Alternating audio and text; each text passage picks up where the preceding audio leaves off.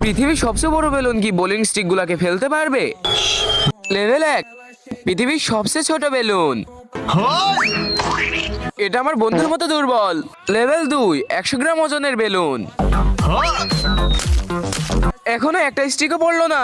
Level 3, 200 গ্রাম ওজনের balloon. এটা কাছাকাছি গেছে। লেভেল 4, 2 কেজি ওজনের বেলুন। একটা পড়েছে। লেভেল 5, 5 কেজি ওজনের বেলুন। 6টা পড়েছে।